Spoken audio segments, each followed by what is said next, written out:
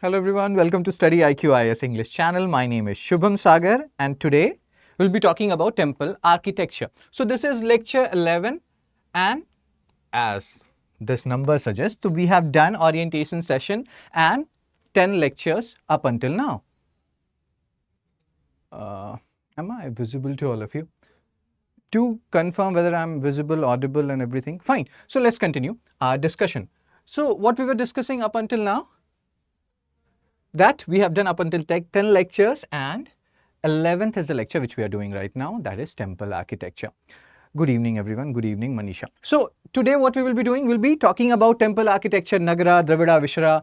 Inside Nagara also there are different classifications, Sandhara, Nirandhara, sarvatobhadra, and then there are other further classification, Latina, Rekha Prasad, Famsana, Vallabhi style. What are these? Then in Nagara style also there are spatial and regional variation which we have to talk about. That in Odisha area or the Kalinga area, you have something called as dwellas. What are those dwellas? What are jagmohanas? Then there are different terms related to temple architecture. What are shikharas? What are mandapas? What are amalakas? What is axis mundi? So there are so many things which you have to understand about temple architecture. And once we are done with these terms and all these things, we'll be solving 10 PYQs at the end of the session. What we'll be doing, we'll be solving 10 PYQs at the end of the session. So yes, and you people can tell me how many you got correct. These 10 PYQs and from the subsequent sessions, I will include PYQs, I will also include practice questions and more questions. At least 10 questions, PYQs plus practice questions will be there in every session from now onwards so that you also practice what you preach, right? And one more thing. So yes, let's start the session first. At the end, be ready for those 10 PYQs and those 10 PYQs, yes, I was telling that it will be based on what we have studied today plus whatever we have done up until now. And the same thing will happen from subsequent sessions from now onwards. So temple architecture and sculpture. So this is a very big topic. Let's see how much we can do today, because when we are talking about temple architecture, we have to talk about Nagara, we have to talk about Dravida, we have to talk about Vishra, and then that is not all. There are different regions, there are different variations, we'll talk about them. After that, what we have to do? We have to talk about Buddhist architecture, we have to talk about Jaina architecture. So let's see how much we can do today. If you are not able to complete the whole thing, we'll do it in parts and the second part we'll be doing tomorrow. But again, let's see how much we can do today. So broad outline of temple structure, this we have discussed. We have discussed it, I think, multiple number of times, that the earliest evidence of temple construction in Indian subcontinent, we found it during Gupta period. And that was Panchayatan style. Panchayatan style, where you have one main shrine and 5 subsidiary shrine. This we have discussed a lot. Panchayatan style, one main shrine, 4 subsidiary shrine. Fine. And this is the main god and these are the subsidiary god. That means not so main god. And we have talked about this whole concept. What is this main god concept and not so main god concept? The monotheism, polytheism, cathenotheism concept. Hinduism is a form of cathenotheism, where one god will become supreme at different occasions, like we have discussed that during, Durga Puja, Kali Mata becomes supreme. During, Saraswati Puja, Saraswati Mata will become supreme. Other gods will become secondary. So this is what you are seeing in Panchayatan style also. Nagara style, then this Panchayatan style is a precursor of Nagara style of temple, and then Dravida came, and Vishra is a combination of both Nagara and Dravida. They have taken some feature from Nagara, some feature from Vishra. We'll talk about them. Then what else we have to talk here? There are terms which we need to understand. UPSC can directly ask you, we will see questions, what UPSC has already asked and what they can ask in future. So UPSC can ask questions. What is sanctum sanctorum? What is, mandapas, garbhagriha? Where can you find Shikhara, Vimana, Amalaka? What do these words mean? What is axis mundi? So sanctum, which is also known as sanctum sanctorum. Sanctum sanctorum. So what is sanctum sanctorum? Garbhagriha, where your main god is placed. That is sanctum sanctorum. Let's see the image. Let's say this is Northern style and let's see, the point is, this is your Garbhagriha, where your main god is placed. Then you have something called Shikhara. This is your Shikhara. And the what you can say, the image or the diagram of Shikhara or the way the Shikhara is represented, that will lead to further division where we will talk about different forms of Shikhara. One is Latina or Rekha Prasad style. based on which kind of Shikhara you are talking about. One is, Famsana style, Latina Rekha Prasad Famsana, and then third form is Vallabhi style. So there are different subdivisions which we have to understand. So again, there are certain terms which we already know. What we already know? We know what is Garbhagriha, where the main god is there, Sanctum Sanctorum.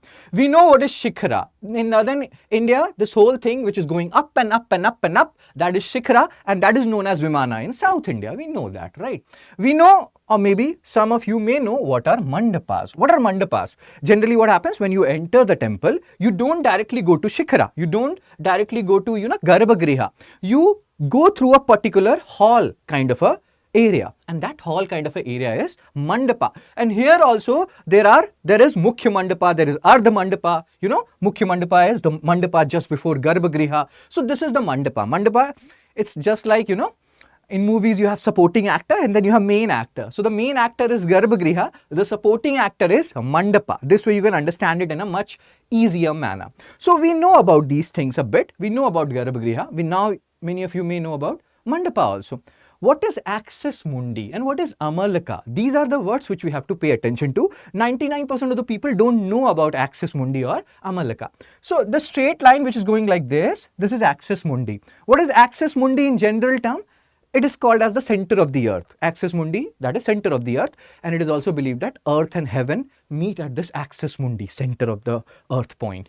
So similarly, what is the center of the temple? What is the main attraction of the temple? Your Garbhagriha, your main god. So axis mundi passes through your Garbhagriha. That shows that the center of attraction where earth and heaven meet in a temple is your Sanctum Sanctorum or Garbhagriha. That is axis mundi. Then you have something known as Amalaka.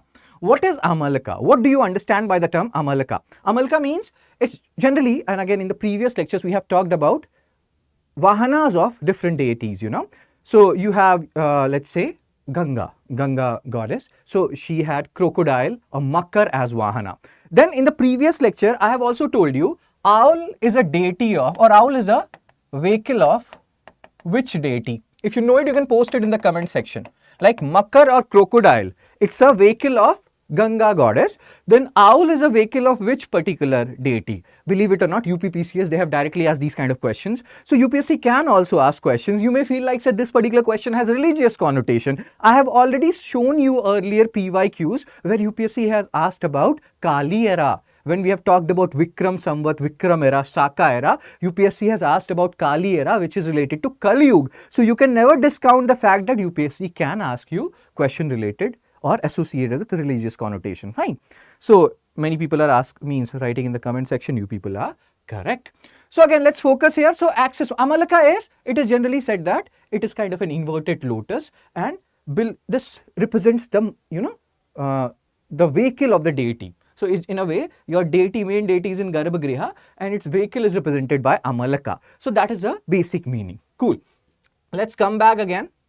So we're talking about some terms. Sanctum Sanctorum Garbhagriha, we know where the main god is placed. Mandapa, we know he is this particular thing is a supporting actor. Sanctum Sanctorum Garbhagriha is the main actor. Mandapa is the hallway through which you go, you pass, and then you enter into the Garbhagriha. Shikhara or Vimana, this is the pillared structure and mountain like spire. And again here, there are different kind of Shikhara. We have just discussed Latina or Rekha Prasad, Rekha, and then Venkatesh Prasad. So Latina or Rekha Prasad, Famshana will talk about that. So Shikhara in North India, Vimana in South India. Chola temples and Chola people and Chola kingdom, why they are considered one of the greatest? Because during their period, these Vimanas, they reached mammoth heights. Similarly, when we are talking about Shikharas, and we will talk about, let's say, Sun Temple at Konark, their Shikhara was so large that it fall under its own weight. And now what you are seeing is Shikhara-less structure, which is there in like Konark, Sun Temple, Konark. So we'll talk about all those things. Fine, let's move on. Amalaka, we have just discussed, and again, see, understand one thing. People ask me a lot, so when question related to temple architecture will come in pre or mains, and it comes like almost every year, every alternate year, some question comes from temple architecture. So should we make diagram or not? See, this is a diagram which you are seeing in front of you. This is not very difficult to make. If you practice it, you can make it. Similarly, if we see the Dravida style or southern style, again, it's not very difficult to make. If you practice it, you can make it. So please try to make it in your exam. Like if the question comes on Nagara and Dravida or compare and contrast. So if possible, these diagrams are not tough, you can make it. People are like these days, they are making world map in 50 seconds. So these are like very small things in front of that, right? So yes, do try to make these maps if possible. So Amalaka, this is the Amalaka we have just seen. It represents, the vehicle of the deity, which is there in the Garbhagriha. Then you have something known as Kalasha. Kalasha is the topmost point.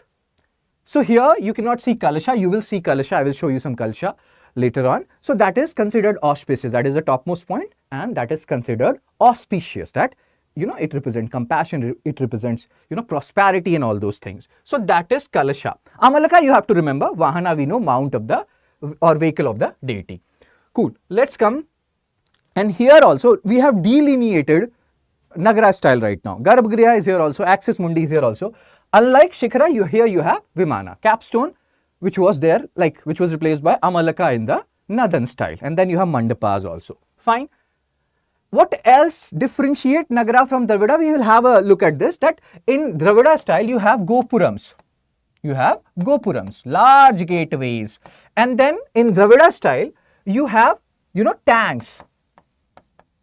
Tanks, you have water tanks because South India, peninsular region, seasonal rivers, so they have little bit of water scarcity. So they have tanks, they have Gopurams, they have elaborate gateways. So all these things, and again Vimana and all those things are there. So these are the things which mainly separates Northern style from Dravidian style. But this is not all. There are so many other differences which we'll talk about later on. So again, now shrines of these temples were of three kinds. So the early temples which were built, the earliest evidence we found it in the Gupta period, that was Panchayatan style, and after that different types of temple constructions happened, the early temple construction, and they were mainly divided into Sandhara, Nirandhara and Sarvatobhadra.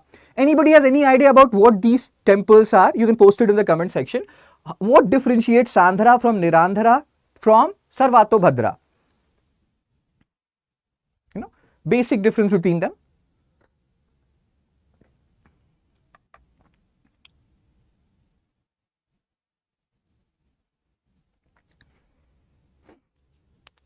Sandhara, Nirandhara, Sarvatobhadra. Okay, I will give you 10 more seconds and then I will start blabbering again. Oh my god, that's stupid. So Sandhara, Nirandhara, Sarvatobhadra.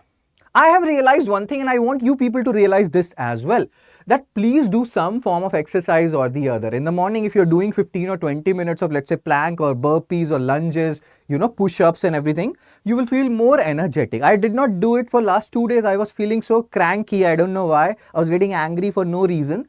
Today I did those things, plus 5 minute breathe in, breathe out. It helped me a lot. It gives you a lot of positive energy. Nothing phases you that much. So you can do that 15-20 minutes of exercise, burpees, plunges. You can do it anywhere. You don't need to go to gym. And you can also do 5-minute meditation. That will help you. So Sandhara, Nirandhara and Sarvatobhadra. How they are different? They are different. The basic concept here is Pradakshinapath.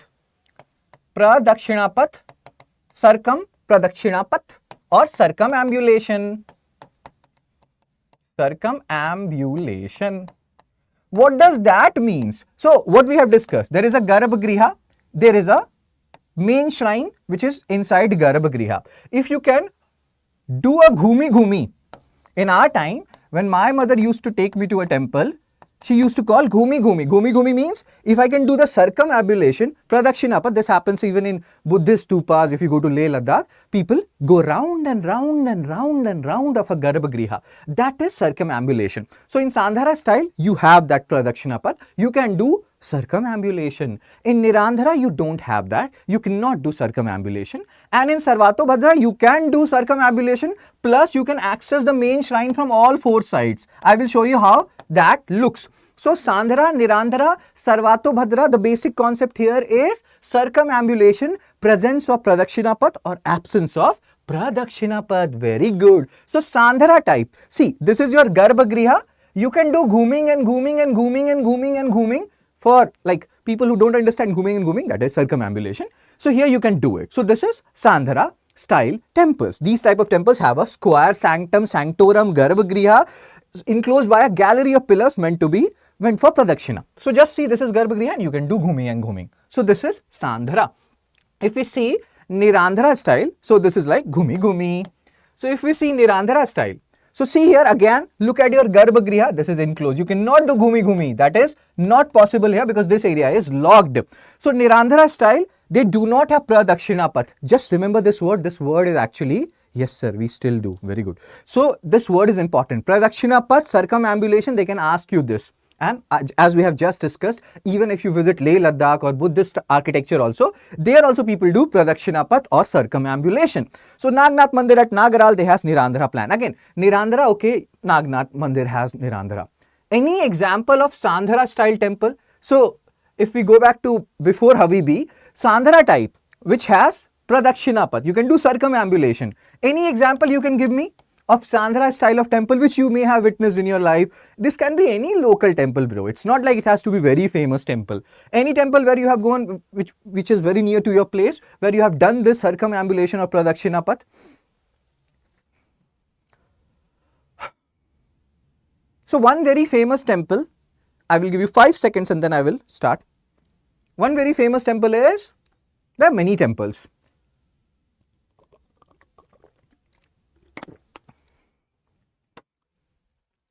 One very famous temple is also one of the very earliest temples which we have in, like which we have witnessed, that is Dashavatara temple in Devaghar. Dashavatara temple in Devaghar, that is a Sandhara style of temple. You can do Pradakshina Path around the, Garbhagriha, sanctum, sanctorum. Dashavatara temple, Devaghar. Where is Devaghar? Where is this Dashavatara temple? Which state it is located in? UP, Bihar, Canada, Quebec, or North America, means any state of USA, Where is Dashavatara temple? Devaghar. Nimeshamba in Mysore. Very good, Manisha. So Dashavatara temple, if I say Devaghar, many people believe this is the Devaghar of Bihar. This is not the Devaghar of Bihar. This is the Devaghar of UP. So you can get confused here. Don't get confused here. Dashavatara temple, Devaghar, UP, not Bihar. So they have Sandhara style, Sandhara type. Nirandhara we have seen, they do not have Pradakshina Path. Then what is sarvatobhadra? So sarvatobhadra is where you can access your sanctum, sanctorum, garbhagriha from, you have the Pradakshina Path. At the same time, Sundaram is saying, good evening, Sundaram. So you can access your Pradakshina Path or you can do the circumambulation. But, and not only that, you can do circumambulation plus you can access the Garbhagriha from all 4 sides. So that is Sarvatobhadra. So Dasavatara temple, Devaghar, UP, which we have talked about as Sandhara temple, that is also Sarvatobhadra. So what we have discussed in Sarvatobhadra, so this is your sanctum, sanctorum or Garbhagriha. This, you can do the circumambulation, you can do the ghumi ghumi, but you can also, they have doors or on all 4 sides. So you can also access your Garbhagriha from all 4 sides. So this is Sarvatobhadra. What are you understanding here? Please understand it from, Venn diagram perspective also, that all Sarvatobhadras will be Sandhara style, Sarvatobhadras, they are Sandharas, but all Sandharas are not Sarvatobhadras. So if somebody tells you to make a Venn diagram of it, do try to do it, All Sarvatobhadras, they are Sandhara temples, but not all Sandhara temples are Sarvatobhadras. Are you understanding what I am telling you here? This is actually important. All Sarvatobhadras are Sandhara temples. All Sandhara temples are not Sarvatobhadra. If I am making sense, please write clear sir, it is understood. Then I will move forward. This is actually important for you to understand. Sandhara, Nirandhara and then Sarvatobhadra.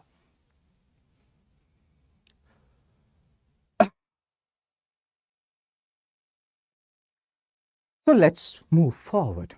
So what is the next thing? You have to have a look at this particular image. Somebody was telling me, we were having discussion here in office that what more we can do for people, and there was one suggestion like we can do history from like keywords, we can take keywords of different times or history through maps. So then I told sir that generally what I'm doing is whenever I'm teaching you something, I am using map as the main resource. So I'm doing that, but that is also a very good way that I just take a map and from that map I teach you everything and anything. So again, these are some ideas which we keep on discussing and that's how you develop your mind in a much better manner.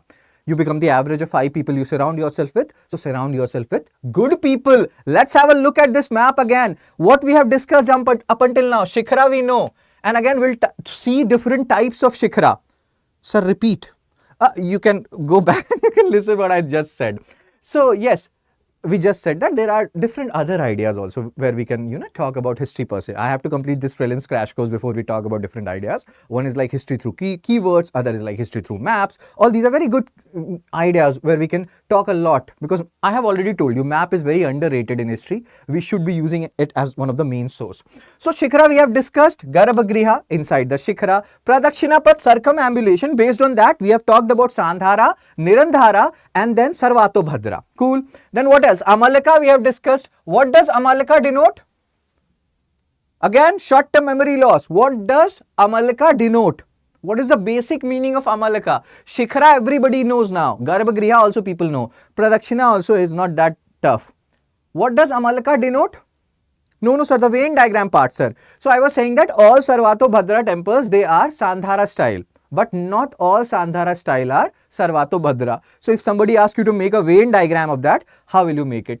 So Amalaka represents the vehicle of the deity which is placed in the Garbhagriha. Kalasha is the topmost part which is considered auspicious.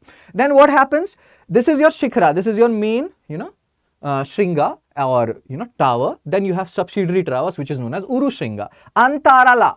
Or first of all, let's see this. We have discussed this Mandapa concept. What is Mandapa? Before you enter the main actor or before you meet the main actor, that is, Garbhagriha, there are supporting actors or there is supporting actor or supporting actors. That means, in simple terms, if you are entering into a temple before going to the Garbhagriha, you will go through a hallway. There can be multiple halls. So here also the first hall which you are entering, that is Ardha Mandapa, then Mandapa and then Mahamandapa. After Mahamandapa, you will enter into your Garbhagriha. But if there is something which connects this Mahamandapa with Garbhagriha, because temples, they are very large, that is known as Antarala. So again, pay attention to these images. That will help you a lot in understanding things. Fine. So now we know something related to these terms. Jagti is the platform, and this platform is again based on another platform which is known as Adhisthana. Transepts are geometrical figures which you are seeing here. That's it. Generally what happens? Let's say there are Vishnu temples, etc. So generally they are east facing. But Dashavatara temple, which we talk about a lot because this is one of the earliest temples which we talk about in Devghar UP, it is west facing. So something which is unique, you have to keep that in mind. That will help you in understanding things in a much better manner. So Nagara style, the temple, okay, peculiar style. And again, this is not, however, the style is not heterogeneous in nature. It is not homogeneous in nature. It's not homogeneous. There are variations in Nagara style and we will talk about these variations. You have to know about these variations because UPSC is digging deep. Now they are not going to ask you Nagara, Dravida and Vishara are what or Panchayatan style is what. They will enter deep into this area and we have to be ready for that. So, Nagara style of temple, some defining characteristics we have seen. What separates it from Dravida? They don't have gopurams, that is gateways generally, and they are generally built on a single slab of stone. On the other hand, if you see, and we will talk about Dravidian style of temples, they are so extravagant, multiple architectures are there, and then tanks. There are so many things. They are much more extravagant. If you compare it in general, we are not generalizing. Even North Indian Nagara style of temples are also extravagant. In general, more extravagant temples you will find in South as compared to North. Now, North people will kill me. I'm so worried about these days, what to say, what not to say. Okay, so Nagara style of temple architecture. Subdivision based on Shikhara. There are different subdivisions. We'll talk about them. We have talked about Sandhara, Nirandhara and Sarvatobhadra, which was based on, Pradakshinapat, presence or absence of it. Now we are talking about 3 different classifications based on the Shikhara. Later on, when we will go to Kalinga style, you will see Pida Duela, Khakra Duela. Khakra is also a food which people of Gujarat, they eat. So here, Latina or Rekha Prasad. Rekha plus Venkatesh Prasad. If Rekha ma'am, she had married Venkatesh Prasad, who is a fast bowler. So she would have been called Rekha Prasad. Stupid joke. So Latina or Rekha Prasad, this is like a curvilinear. Like this particular temple also, this curve, this Shikhara is Latina style or Rekha Prasad style. Then you will see certain Shikharas, certain temples, where it will not be curving like this. It will be curving in a gradual manner, gradual manner. And this will be Famsana style. generally what happens when we will go to Odisha, because Odisha has white pagoda, Odisha has black pagoda. If you know in the comment section which temple of Odisha is known as white pagoda, which one is black pagoda, you can write it in the comment section. And again, this will help you in revision. So you will realize that generally what happens, the Shikharas of mandapas, they are made in Famshana style, and the Shikharas of Garbhagriha, they are generally of Latina or Rekha Prasad style. And Vallabhi is like, vault, like coffin. You must have seen. I used to watch a series, 2.5 Men. Charlie Sheen was the actor there. So they used to show coffin. They used to show coffin in any show or every show. So the Christian coffins, it looks like that, wagon vaulted. And again, I will show you the image. I'm just giving you a general idea. I will talk about them. So this division is on the basis of Shikhara, which kind of Shikhara you are talking about. So Manisha has written black pagoda is, yes, very good here, correct. So now Latina or Rekha Prasad. I know there are many South Indian friend of mine who is watching this video, so who generally doesn't watch like North Indian movies. There were certain actors like Shah Rukh Khan or Salman Khan. They used to say that Prabhas, his movie works in the North. North Indian people watches it. But generally in the earlier times, now to everybody watch every movie. In South, the Bollywood movies, the Bollywood name is stupid, was not watched by the South Indian people. They are like, they watch Telugu movies, Kannada movies and Tamil movies, etc. So Rekha ma'am, and we are trying to understand Latina or Rekha Prasad, will come to, and this is Venkatesh Prasad. So there was a time when Venkatesh Prasad and Akash Chopra, they were fighting over KL Rahul. That KL Rahul doesn't play, why he gets so much, he does not play in crucial matches. Who plays in crucial matches? We won the World Cup right now, but nobody was playing. So they were fighting. So you can remember, when you have to remember this Shikhara, because by hook or by crook, we have to remember the name, bro. So Latina or Rekha Prasad, just remember Rekha ma'am and Venkatesh Prasad sir. This incident will help you in remembering Venkatesh Prasad. So Rekha ma'am plus Venkatesh Prasad, that is Rekha Prasad style. Bollywood will be after you now. Everybody is after me now. People would, okay. So if we come back to this architecture, we know this whole division, Latina, Rekha Prasad, or Famshana style or Vallabhi style is based on Shikhara. It is based on Shikhara. So Shikhara here, it is a curvilinear Shikhara. It curves like this. But in the case of Famshana style, you will see it's much broader, it's much bigger. The temple here, I will just show you. So in Latina Rekha Prasad, which is square at the base, also see this. Most of these temples, which you will be seeing now, they have a square base. Here also they have a square base or rectangular base. Then there will come something like Chausat Yogini temple, which has a circular base. Again, these are exception. Chausat Yogini temple, UPSC has asked question on it. So anything which is an exception, we have to keep that in mind. Chausat Yogini temple, why it is important from exam perspective, why UPSC asked a PYQ on it, what similar kind of questions they can ask in future. All these things become important from exam perspective. So what are you seeing? Generally these temples, they have a square base, beat here or beat here when they are making Shikhara, and or rectangular base. Circular bases are very few. We'll see temples which have circular base in just few moments from now. So Latina or Rekha Prasad style, the name is like this. So here what is happening? So you have a square base and the walls curve or slope inward to a point on top, and that is known as Latina or Rekha Prasad. So again, just give me a second. So you can see it here, curving. Curvilinear. This Shikhar is curvilinear. Curvilinear Shikhar is known as Latina or Rekha Prasad style. Okay, and what we have discussed earlier, that the Garbhagriha, Sanctum Sanctorum, generally the Shikhara above Garbhagriha is your Latina or Rekha Prasad, and the Shikhara above your Mandapas, and this Mandapa is known as Jagamohana in, write it in the comment section. Mandapas are called as Jagamohana. In which state of our country? Mandapas are known as Jagmohana. Where? Kuthai hoita asa. That means, where do we call Mandapas as Jagmohanas? Good evening, Bulbul.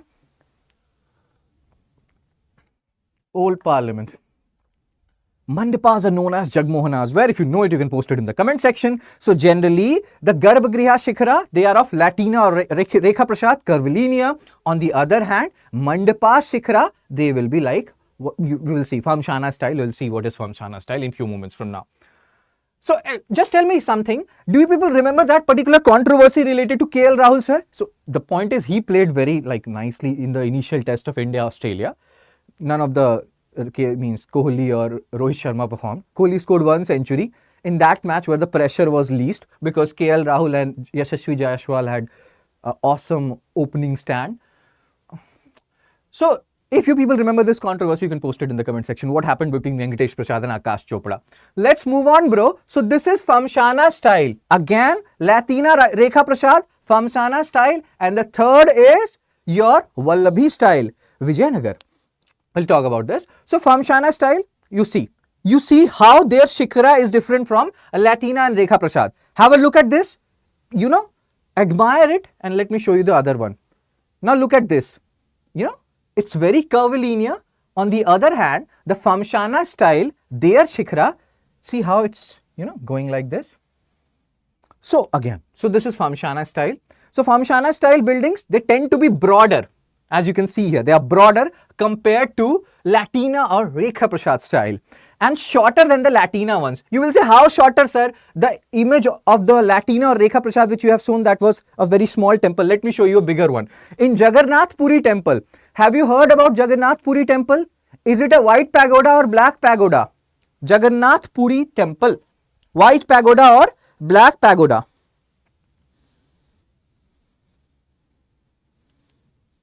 Hey Tosam, hi, not see you. So Jagannath Puri temple, I will show you. Their Garbhagriha, they have, you know, Latina or Rekha Prasad, and their Mandapas, which are also known as Jagmohanas, they will have this Famshana style. So this is your Jagannath Puri temple. It is also known as white pagoda because see how white it is. So Jagannath Puri temple, combination of Rekha Prasad style for Garbhagriha, Rekha Prasad style, and then Famshana style for Mandapas. You can see all these. These are Famshana style. So that's how you can remember when you are seeing these images. This is white pagoda. And here they say the Shikharas are known as Dwella. We'll talk about these Dwellas, what these Dwellas are, when we'll go to Kalinga style of temple construction. White. Very good. Many people have answered that question. So let's come back, bros.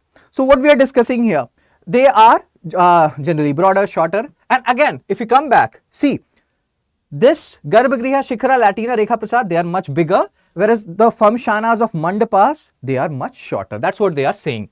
Always have a look at all these things. Their roofs are composed of blah, blah, blah. Have a look at this. They do not curve inward. Curvilinear is the feature of Latina or Rekha Prasad. Instead, they slope upwards. These words are important. Because generally what will happen, I know now you understand this. I know now you know what is the difference between Latina Rekha Prasad versus Famsana style. But how to write these words? Curve inward, slope upwards. So keep a tab on this, you know. Famsana roofs do not curve inward. Which curves inward? Curve is the word which you will associate with your Latina or Rekha Prasad. Slope upward, you will use it with Famsana or, you know, Famsana style. I know this is tricky, but you will get the hang of it. Fine.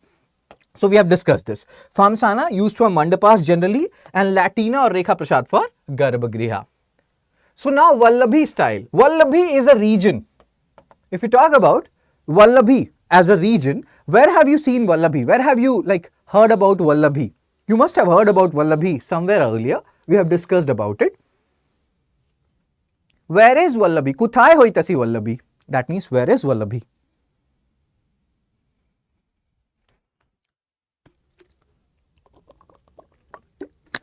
Ten PYQs will come at the end of this session.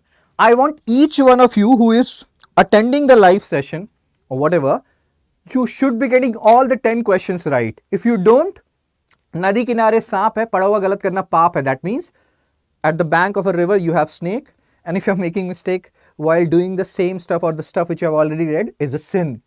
See? So don't do that. So Vallabhi style. Vallabhi is in Gujarat. Maitrika's Western Chhatrap, as Umesh is saying. Awesome, Umesh and Anjali and Dark. So yes, let's focus. So Vallabhi style, you can see here. So their Shikhara, it looks like a Christian, like a coffin, which we see in 2.5 Men or How I Met Your Mother or Friends or Suits. I have not watched Suits. I have not watched series lately. I don't know why. I read a book which was known as Atomic Habits. After reading Atomic Habits, what happened was, I deleted all these Netflix, you know, Amazon Prime. I don't know what happened. What picked me in this Atomic Habit book, and then I just do journaling and read books and all those stuff. I know this is so boring stuff, but I do that. I don't like to even watch series anymore. But there was a time when I watched this. How 2.5 Men is an awesome series. You can watch it. So yes, sir. Vallabhi style, wagon vaulted Shikhara they have, and in Gwalior region, you still have some temples. It's not like it was very popular. In some temples, you have this Vallabhi style. Again, based on Shikhara. So these are rectangular buildings with a roof that rises into a vaulted chamber. Please rewind, because you will, like we have talked about Sandhara, Nirandhara, sarvatobhadra, that those divisions of, Nagara style or, early temples was on the basis of Pradakshina Path or circumambulation.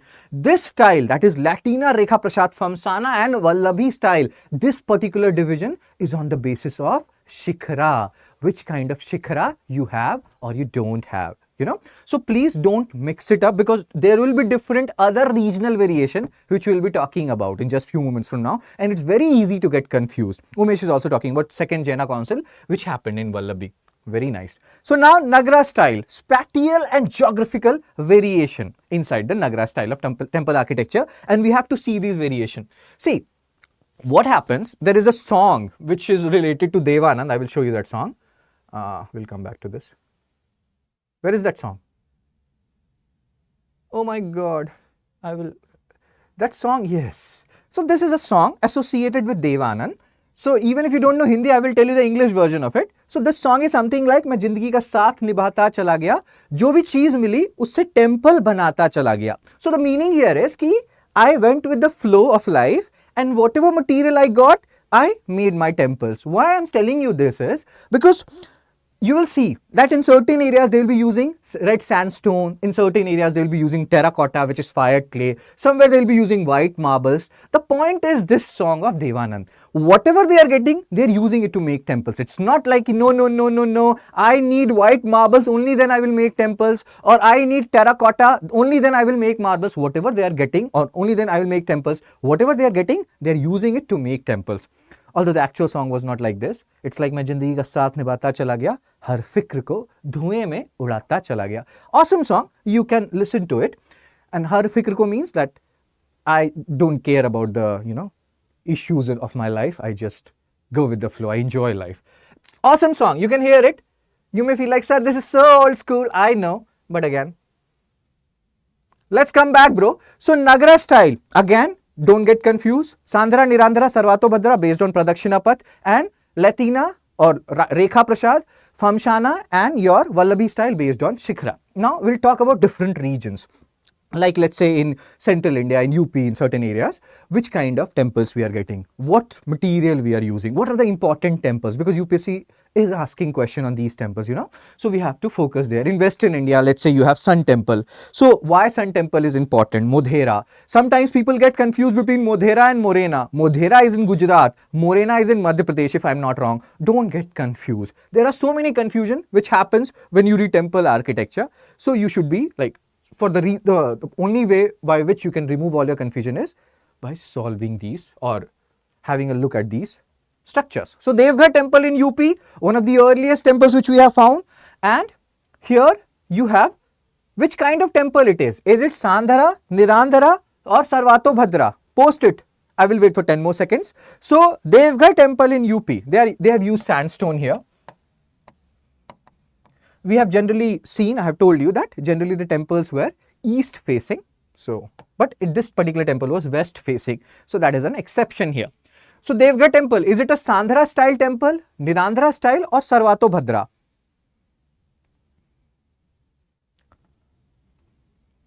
Sandhara, Nirandhara, Sarvatobhadra. Devghar temple UP, bros, it's both. We have talked about subset and superset. Every Sarvatobhadra will be Sandhara style temple. So it's Sandhara as well as Sarvatobhadra. Oh my God. Every Sarvatobhadra is a Sandhara, but not every Sandhara is a Sarvatobhadra. So it's both. It's a Sandhara style temple, and because you can do the Pradakshina Path around the Garbhagriha Sanctum Sanctorum. You can do a circumambulation. You can do Ghumi Ghumi. Plus you can also access this temple from all four sides. They have gate on all four sides. So it is also Sarvatobhadra. So both Sandhara as well as Sarvatobhadra. It's not Nirandhara. So Nagara style, if you talk about central India, you may feel like, sir, UP, there are certain portions of UP in central India, Madhya Pradesh, Rajasthan. So what they're using? Sandstone, you know.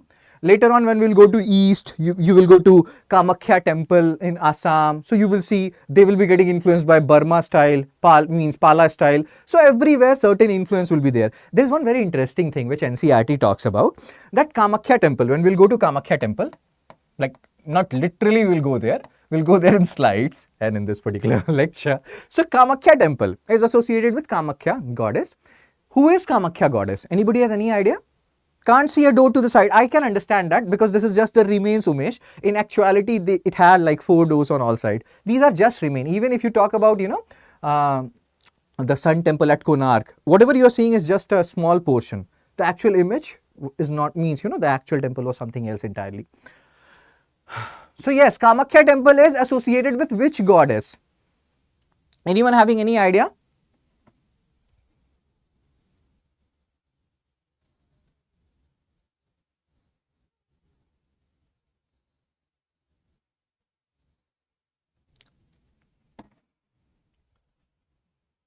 So Kamakhya temple is associated with, is a shrine of Savitri, generally goddess Parvati.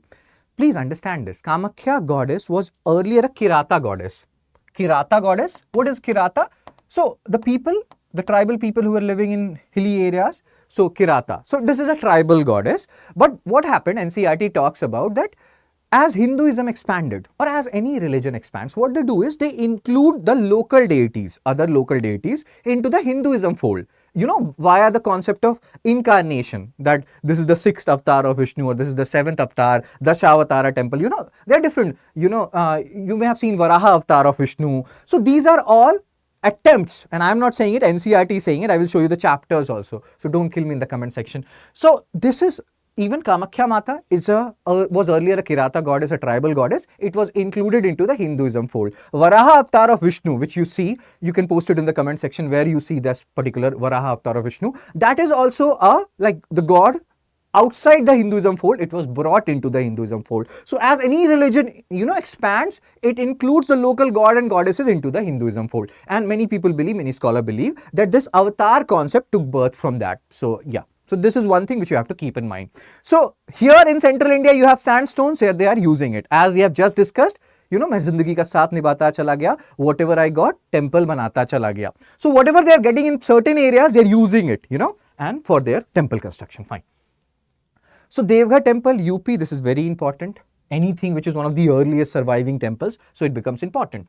And Sarvatobhadra we have seen. Why there is a question mark? Because I wanted to ask this question. So this is Sandhara as well as Sarvatobhadra, and built in the form of Panchayatan style. So again, as I think Umesh was saying that he was not able to see the, you know, all the 4 doors on all sides, because that is what is the definition of Sarvatobhadra, because that is just the remain. In actuality, this was a Panchayatan style temple, and again we have discussed the concept of Panchayatan style, that the original Devghar temple may have 1 main shrine and 4 subsidiary shrine. So keep that point in mind. Again, that's what they are describing here. This is a west facing Vishnu temple. Most of these Vishnu temple are east facing. So again, exception. You have to keep them in your mind. Like in inorganic chemistry, they are just exceptions after exceptions. It's so boring in organic chemistry. So, Lakshman temple at Khajuraho. We are talking about central India and the important temples which we have to keep in mind. Lakshman temple is anyway favorite of guys and girls. I don't know why people generally love erotic sculptures, oh my god, I love it. No, this is stupid, this is childish. You can get erotic sculptures anywhere and everywhere. And this is just a part of life. So don't, you know, sensationalize it. That is a tongue twister word. Don't think too much about it. But yes, Lakshman temple, more or less people have, you know, made it popular because of those erotic sculptures, etc. But it is much more than that. It is way beyond that, and you have to keep it in mind. Now, like from exam perspective, what is important? Where is Lakshman temple? Khajuraho. This is important. And what else is important? Again, sandstone, etc. They have used it here. And please understand, I will tell you what is the thing which you can get wrong here. So, Lakshman temple of Khajuraho related to God Vishnu, built by Chandela king Yashovarman. Do you remember a similar kind of king which we have discussed in the earlier lectures? Yashovarman, Yashodharman. Anyone? Do you remember a king which we have discussed maybe in the previous lectures named Yashodharman? Who was Yashodharman? Why have we discussed about Yashodharman? Yashovarman and Yashodharman, are they same but different, or are they the same guy? Yashodharman, Yashovarman. So you can get confused because there are so many. Again, I will not go there. First of all, I will give you 10 seconds. So let me give you 10 seconds. Let you people take time and deduce these two guys, Yashodharman and Yashovarman. It's a shrine of Savitri.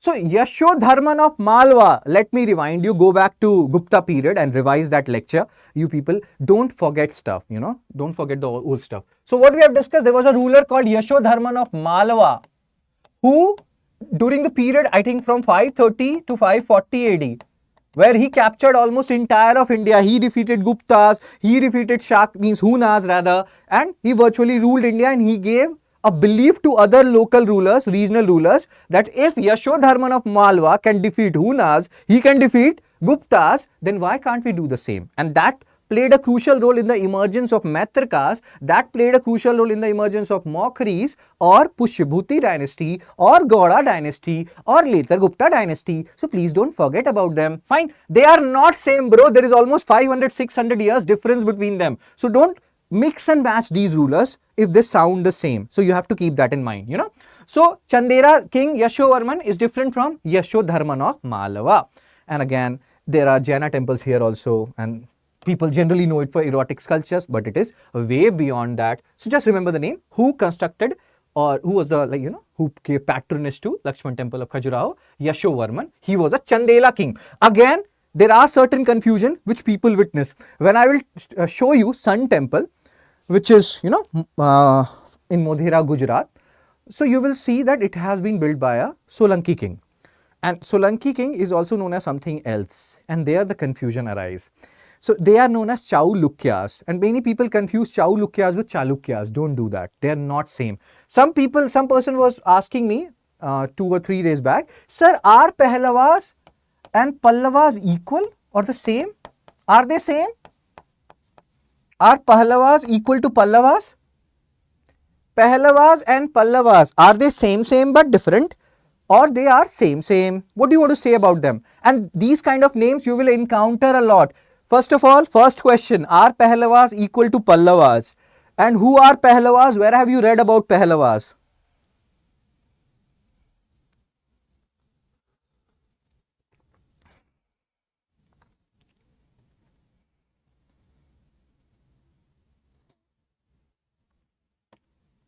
I will give you 10 more seconds.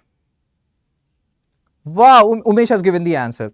So Parthians, they were known as Pehlavas, and we have read about them when we are reading the post-Mauryan period. And Pallavas, we have talked about Pallavas when we are even talking about Samudragupta, that he made a Pallava ruler, Vishnu Gopa. So they are not same. Revise your concepts thoroughly if you are asking these questions to me in, wherever and whenever. So I feel bad that, oh my God, I taught so many things and now people are asking me whether Pehlavas is equal to Pallavas.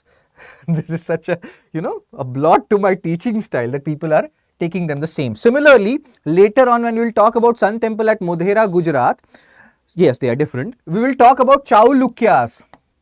Chaulukyas, and they are not equal to Chalukyas. They both are different dynasties. So don't get confused there. There are issues, or there are, rulers where you can easily get confused in these kind of things. So we'll talk about that. We'll talk about where these kind of confusion arises. Then 64 Yogini temple. PYQ has been asked on it. Why this particular temple is so important. Now there are so many 64 Yogini temple. So the 64 Yogini temple we are currently talking about is a temple which is in Morena. Morena, if I'm not wrong, it is in Madhya Pradesh. So Morena is in Madhya Pradesh and Modhera is in Gujarat. Again, don't get confused. They sound same. So why this temple inspired our old Indian parliament or Indian parliament? Because most of the temples, what we have discussed, has square or Pehlavas we read during the foreign invasion post-Mauryan period. Very good. So most of the temples which we have seen was, they had either a square base, it does not look square, it looks more rectangle, then or a rectangular base. But this particular temple, it has a circular base. This is very rare. It's not like this is the only temple which has a circular base. There are few temples which has a circular base, but you can count them on your fingers. They're very less. So that's why this is unique. And this is associated with which particular god or goddess? The keyword here is yogini. So if somebody asks you, it is associated with Vishnu or Shiva. So what will you say? This particular temple is associated with God Vishnu, or this particular temple is associated with God Shiva. Yeah, nice, Manisha. So what will be your answer? You have to pay attention to these things. Which god or goddess it is attached to, UPSC has asked questions related to that. So the temples are important, plus which god, which religion they are, or temples or caves, all these things, they are associated to religion, gods, they are important. So God Vishnu or God Shiva, 64 Yogini temple, or any goddess.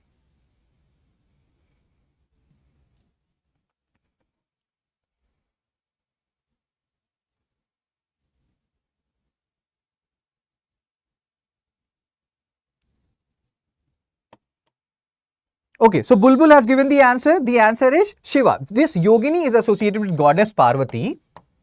And goddess Parvati, when we talk about Parvati, we associate it with Shiva. So it is not considered, she's the wife of Shiva. So God, whatever is of belongs to Parvati belongs to Shiva. You can take it that way. So goddess Parvati associated with Shiva. So this particular temple is more associated with Shiva than it is associated with Vishnu. Just like how we, things associated with goddess Lakshmi will associate it with Vishnu. So that way you can understand this thing. So Yogini goddess Parvati, 64 Yogini temple, rarest of the rare temples. It has a circular base, and and they are focusing on 64 Yogini, and here you can get confused in this yogi and yogini concept. So just remember goddess Parvati. It has like different, gods have different forms. Goddesses also have different forms. So this is one of the forms of goddess Parvati. Most of the Hindu temples are square or rectangular. We have talked about this. It has a circular base. Design of Indian Parliament is inspired by this temple at Morena. UPSC has asked a PYQ on it. So you have to be, aware about it. This is not the only temple which has a circular base. There are many temples. Many means not that many, but there are few temples which have a circular base. But they are very few. They are not many. Nagara style West, if we go to West India. So in the central India, we have seen they are using sandstone. In the West India also they are using sandstone. But again, if you go to West India, if you go to Rajasthan, etc., you will see Jain people. You will see rich people. So rich people will start using white marble also. So again, based on the, different places, what they have, they will use it here. Good evening, sir. Hope you are well. Why do I feel like extra charged? Yes, I'm awesome. Last 2 days I was lacking some energy, but today I'm awesome. So yes, sir, where we were. So here they are using sandstone just like they were using it in central India. They are also using white marble. We'll talk about white marble structure, Mount Abu. If you go to Mount Abu, Rajasthan, you will see some white marble structures. We'll talk about Jaina sculptures, Jaina architectures. Then we'll talk about that. So yes, red sandstone is there plus white marble is also there. White marble is there. That means rich people are there. Rich people means traders are there. Traders means, Marwadi, Mewadi, all these people are there. So they are also contributing to that. Cool. And here this is Sun Temple, Modhera, Gujarat. Understand one thing. One time when we'll talk about the origin of Rajputs, which I think we'll do 1 or 2 lectures from now. So 1 or 2 lectures from you will realize that we'll talk about the origin of Rajput, from where these Rajputs came. Did they have indigenous origin or foreign origin? So we'll see Rajputs who used to practice or preach or give proper devotion to snakes. They were of indigenous origin, or who were worshipping sun, they were of foreign origin. What does it mean is, like snake worshipping, Nagaraj, Raj comics, it is said that indigenous people of Indian subcontinent, they used to worship snake from time immemorial. But when it comes to worshipping of sun, this is not an indigenous concept. This has come from outside, like Shaka ruler and Kushana ruler. They brought this concept of worshipping of sun. So it became initially popular in your Kashmir area, and from there it went to Gujarat, and later on you will also see it in Odisha, Sun Temple, Konark. So please understand this. Worshipping of sun, Surya Bhagwan and Chhat and all those things which we talk about, that is awesome. But worshipping of sun, according to scholars, it is a foreign concept. Those people who came during the postmodern period, they popularized it. It came from Kashmir, went to West India, then went to East India, and now we do it. But worshipping of snake, etc., it is an indigenous concept. Makrana marbles, Martand, very good, Anvesha. So let's focus here, Sun Temple, Modhera, Gujarat. And here there will be, this was made by Solanki ruler. Solanki ruler. And this particular ruler is like, I have so much respect for this sir, Raja Bhimdev I. Anybody has any idea, like, and I will tell you what you have to be pay caution to in this particular thing. But anybody has any idea, Raja Bhimdev I, apart from Sun Temple in Modhera, Gujarat, what else he was very famous for? There are so many reasons why Bhimdev I is very famous, very, very famous. When we will go to early medieval India, we'll talk about him a lot with lot of respect. I anyway talk about anyone with lot of respect, but I love him a lot, Bhimdev I. I so want to meet him. So Bhimdev I associated with Sun Temple, Modhera, Gujarat. Later on, if I am not wrong, when we will talk about, temples in Mount Abu, there also he gave patronage. What else? See, this is a period 1026. When we will talk about early medieval period, we will talk about, still have those Iranian temples, Zoroastrianism. Very good here. Sir, can you check on your team and ask them to upload the PDF fast so that we can revise on the weekends? They have uploaded it now. Just when I was taking this class, they messaged me. I have sent 5 PDFs up until now, Manisha, and from lecture 1 to 5. I think you have, if you check that link now, which I have told you earlier in the earlier lecture, you can go get those PDFs. You can check it and you can write it in the comment section whether you have got those PDFs or not.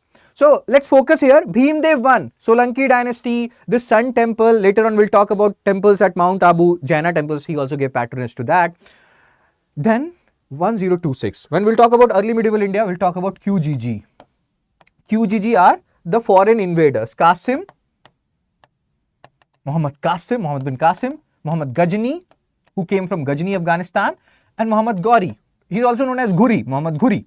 Ghur is a region in Afghanistan. So, can you tell me, if I tell you he encountered one of these 3, Qasim, Ghazni and Ghuri. I have just given you the hint now. So, Bhimdev I, whom do you think he may have encountered? He may have encountered Muhammad Qasim or Muhammad Ghazni or Muhammad Ghuri. Again, take a guess, bro. The more guesses of these kind you take, the better your concept will become, the less you have to mug up facts. So, Bhimdev I, why he is very important for us? We are talking about that. Sometimes you feel like, sir, they have asked any random king out of the blue. No, they don't ask any random king out of the blue. Sometimes kings become important. He is that king, Bhimdev I. So, Manisha has given the answer and Dark has given the answer. Ghazni, bro, Ghazni. Because when we will talk about Mahmud Ghazni, you will see from 1000 to around 1026. He almost attacked India more than 20 times, He plundered so many areas, so many temples in Western India, Gujarat. And then he also brought with him Al-Baruni, who wrote Kitabul Hind wa Tahqiq-e-Hind. He also had a guy called Firdausi with him, who wrote Shahnama. So this is Ghazni. Who said Ghazni in the comment? Dark, Umesh, Manisha and Anjali. Very good, yaar. Ghazni because of the time period. Ghori came later on. We talk about Ghori when we talk about Battle of Tarayan, 1191, 1192 AD. Cool. So this guy, he faced the onslaught of Ghazni. So that's why we have huge respect for Bhimdev I. And again, it has Surkund. Again, if you see this particular Sun Temple, Modhera, Gujarat, you may feel like, sir, it does not look like it has so many features which you are talking about here. But again, this is just remains. And in originality, it was much, much bigger than this. So now let's come back. Why we have talked about caution here? Because this is Solanki dynasty. This is Chaulukya. They are also known as Chaulukya dynasty. And Chaulukya, we have just discussed, Chaulukya is not equal to Chalukya. Chalukya dynasty was in central and southern India. Chaulukya dynasty, which is also known as Solanki dynasty, was in western India. So it's like, let's say, Chalukya dynasty is, and you can take anyone as Keanu Reeves. Do you know who is this other actor? They are same, but they are different. Similarly, Chaulukya and Chalukya sound same, but they are not same, they are different. Anybody has any idea? Everybody loves Keanu Reeves, me included. Who is this guy? He is also an awesome actor. He was earlier in army or navy or something. Good actor. I have not watched, I think, maybe I have watched one or 15 minutes of his movie, some movie, but he's a very good actor that I have heard. He was in one movie with Scarlett Johansson. So anyone? Bros, you people, please either study or watch movies or do both. Yes, Adam Driver, as Anjali is saying, good actor. Again, I have drawn something on his cheeks. So let's focus, bro. Sun Temple, 100 square meter. Again, you can see the features here. We have talked about the most important part related to Sun Temple, Modhera, Gujarat, and Bhimdev I, how important he is for us as a ruler. So many things happened during his period. He faced the onslaught of Ghajini and all these things. His marriage story is pretty good. Awesome. Let's focus, bros. Nagara style, Eastern India we have come. In the Central India, in the Western India, we have seen sandstone, and in the Western India, because rich people were there, traders were there, they were also using white marbles. Now, here we are coming to the little poor area. I am also from this area, so people of this area don't take offense. So now we are using terracotta, which is known as fired clay. So as Devanand sir said, whatever we are getting, हर फिक्र को धुएं में उड़ाता चला गया, जो भी मिला उसे टेम्पल बनाता चला गया. Whatever I am getting, I am using it to make temples. That is what is happening here. In this particular area, you find terracotta a lot, you find clay a lot. So they are using terracotta. In those areas of Western and Central India, you find sandstone a lot. So they are using sandstone. Cool. Here also you will have so many classifications. That's why I'm telling you, pay attention to this class, because you have already seen so many classification, bro. Sandhara, nirandhara, sarvatobhadra, Latina, Rekha Prasad, Thamsana, you know, Vallabhi style, and then different regions, Central India, Western India, Eastern India, even inside Eastern India, Ahom, Bengal and Odisha. So you can see so many variation. You'll be like, sir, we will go mad. You will not go mad. After drain of wealth, it's not our fault that we are poor. Exactly. You will not go mad. You just have to revise stuff. So Ahom style, that is Assam. Here they will be getting influenced by the Burma art as well as the Pala art. Cool. Bengal style, they have, you know, you will see bamboo style. How they used to make their hut, same way they used to make their temples. Later on, Mughal got inspired by their style. And then Odisha style, which is the most famous style, Duela style.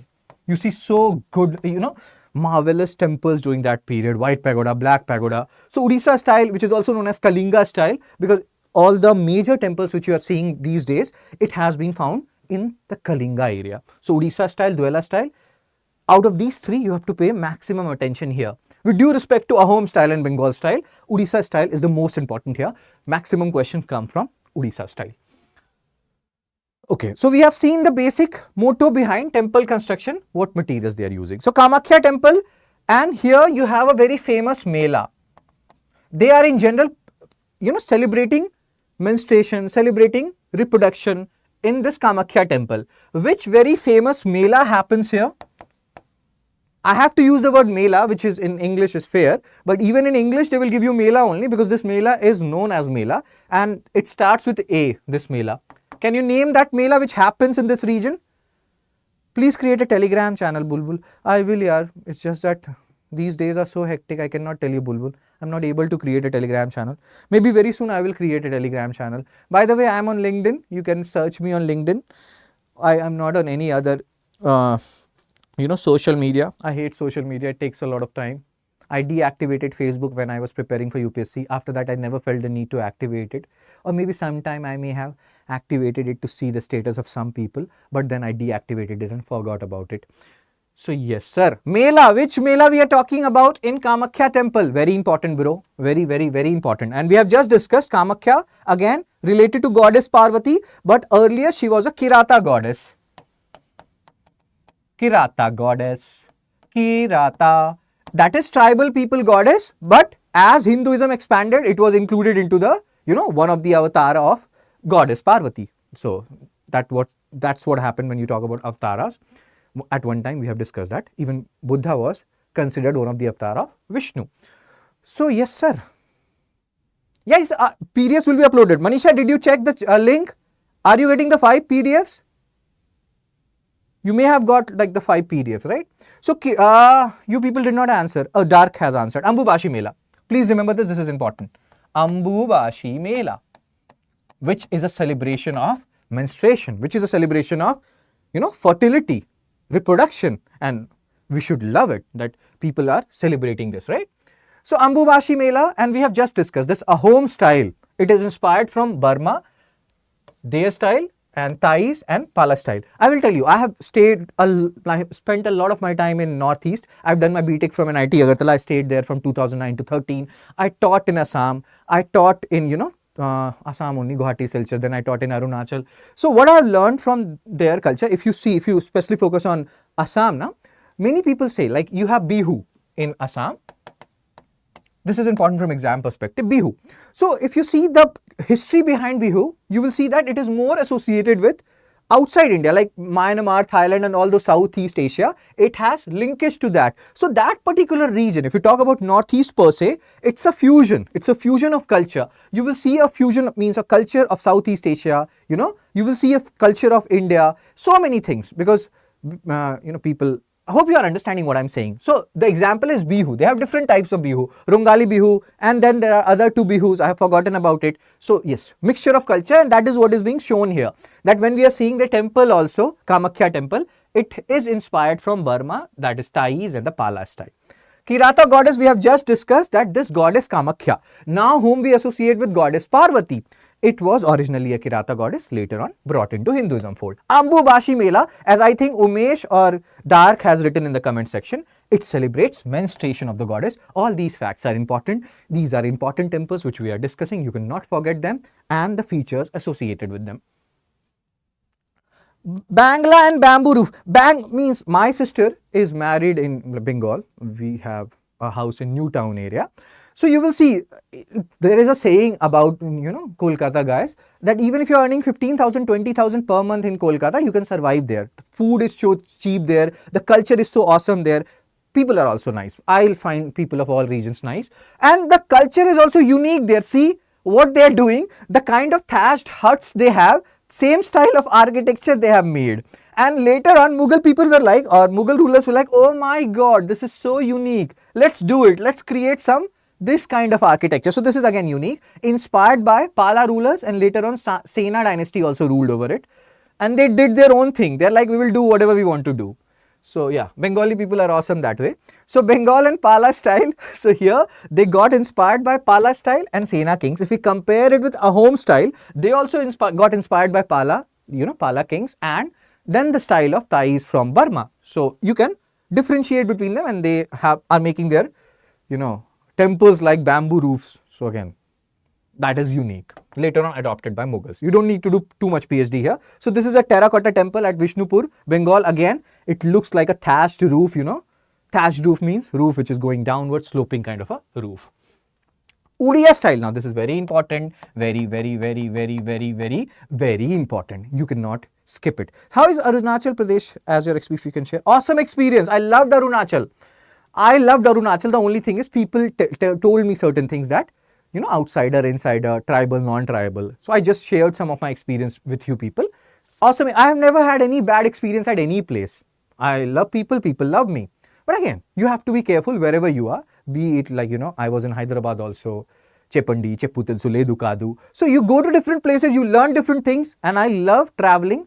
But yes, I have reached a point in my life where I want to, settle down, don't travel that much. Because anything, if you keep on doing it, you will become bored. Doesn't matter what you are doing. So you have to take a break, bro. So Odia style, very important. And here you have Duela. So generally people believe that the whole temple was called Duela. Some people believe that the Shikhara is known as Duela. And here also, Rekha Duela. Rekha Duela will be above the Garbhagriha. And the other Pida Duela and Khakra Duela will be above your Mandapas, which are now known as Jagmohanas. In Odisha, you call your Mandapas as Jagmohanas. Mandapas.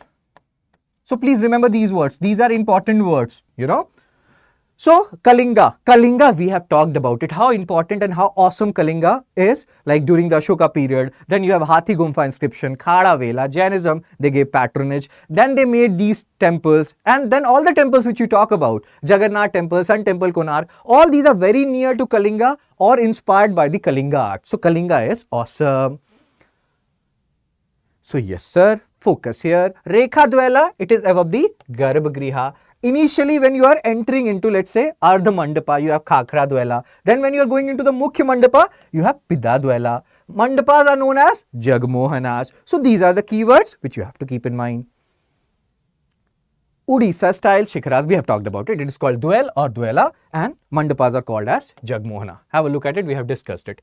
Sun Temple Konark, it is known as Black Pagoda.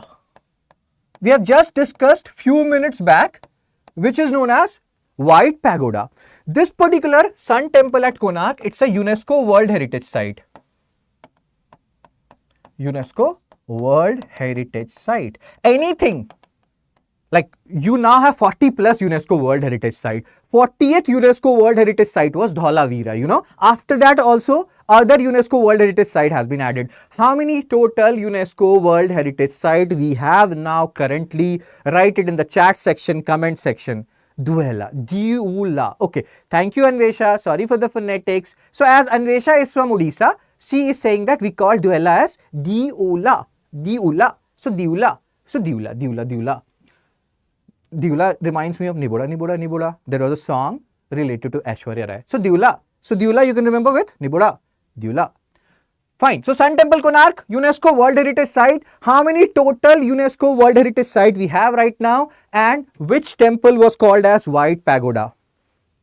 Total dark is saying 43 and Puri Jagannath is the. Dark is awesome. I like dark. He has Virat Kohli as the wallpaper. Virat Kohli is playing in Delhi Ranji Trophy match today. After I think 12-13 years.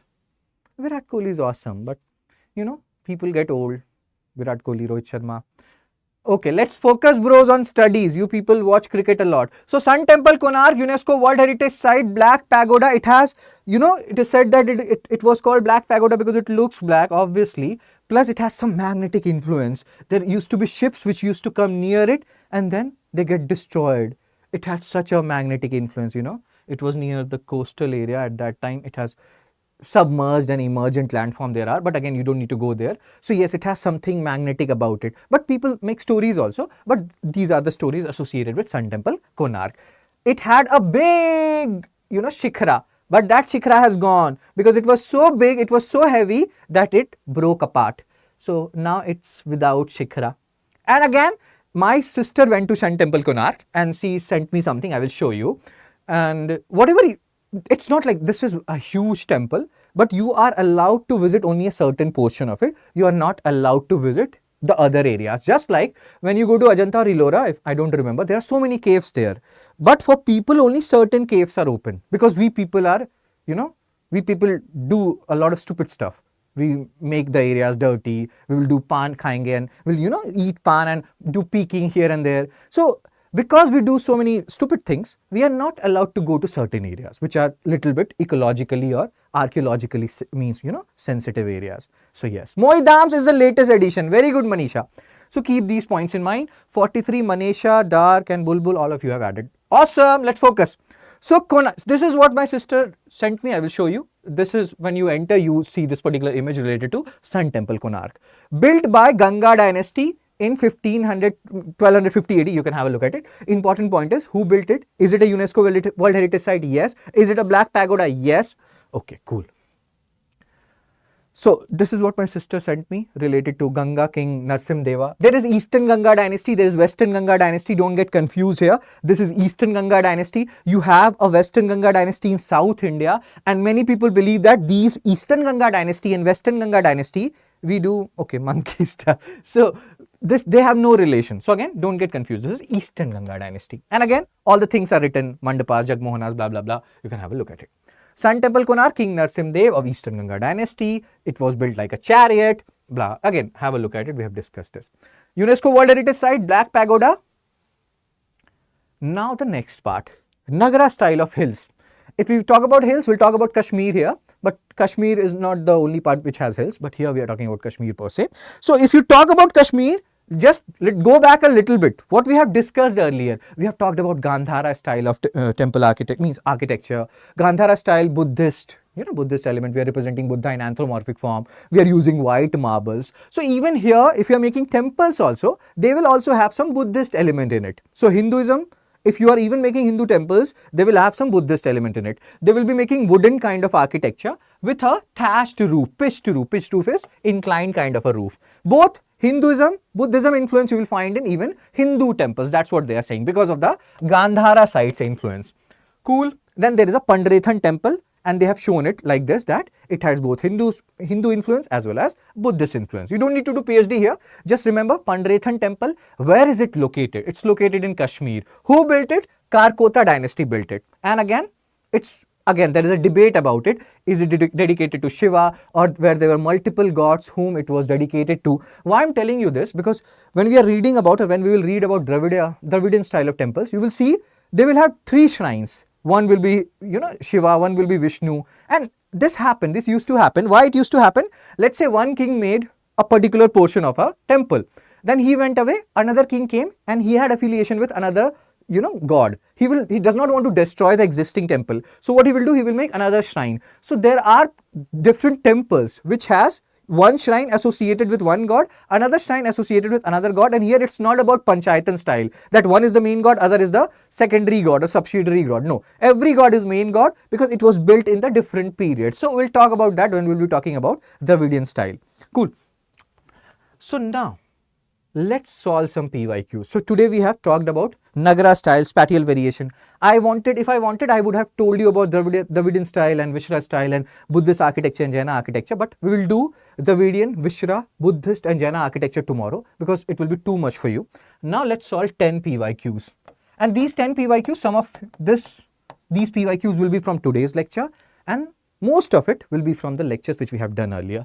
I expect, doesn't matter whether you have seen the previous lectures or not, I expect all of you, like most of you if not all, to solve all these 10 PYQs. At the end, you can tell me how much you have got out of these 10. And from tomorrow onwards also, from today onwards only, I will be giving you 10 or more PYQs plus practice question based on the current pattern of UPSC, so that you also keep on practicing. Because if you just listen to it like a story, you won't remember much. But if you keep on solving the questions also, retention will be much better. So let's start. First question for you.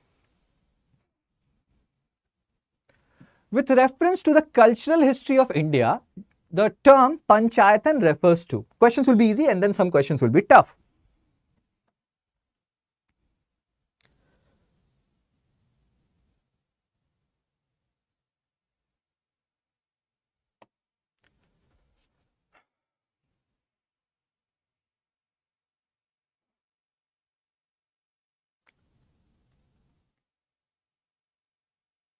Umesh, Dark, Manisha, right? So Panchayatan style, again we have discussed this, 1 main shrine, 4 subsidiary shrine. It's a style of temple construction as you people are writing in the comment section.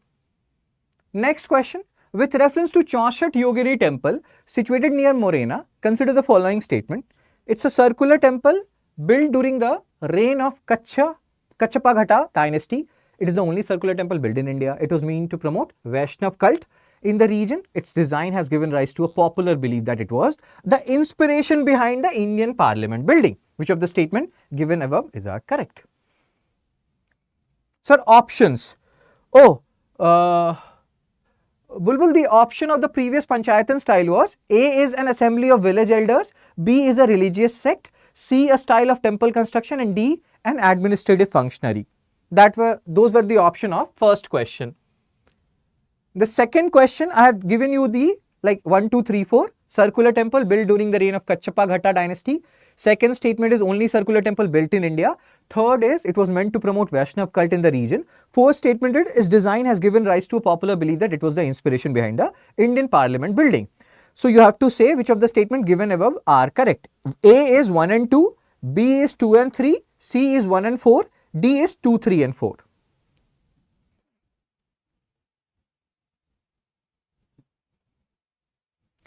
So it is not the only circular temple built in India. So you can eliminate 2. If you are eliminating 2, you are getting the answer, I guess. So they just wanted you to know that this is not the only circular temple. And we keep on talking about, if you have some extreme words like only, eliminate it. Kachapagata built during 10th to 12th century AD. So the answer is 1 and 4. It is not promoting Vaishnav cult. It is promoting Shaiva cult, because it is associated with goddess Parvati, and goddess Parvati we will associate her with Shaiva cult rather than Vaishnav cult. If it would have been goddess Lakshmi, we would have associated it with Shaiva cult. Vaishnav cult. Its design has given rise to popular belief that, okay. So this is correct. So answer is C, 1 and 4 only, which most of you have written. Cool. You can have a look at this. Third question. The Chinese traveler Yuanzhang or Yuan Tsang, who visited India, recorded the general conditions and culture of India at that time. In this context, which of the following statement are correct? The first statement is the roads and river routes or routes were completely immune from robbery. Second statement, as regards punishment for offences, ordeals by fire, water and poison were the instruments for determining the innocence or guilt of a person. Third statement is the tradesmen had to pay duties at ferries and barrier station. Select the correct answer using the quotes given below. And why I am reading all the options? Because there are people here who are watching my videos who are differently abled as well, and I have to help them as well. So that's why I'm reading all the options. A option is 1 only, B option is 2 and 3 only, C option is 1 and 3 only, D option is 1, 2 and 3.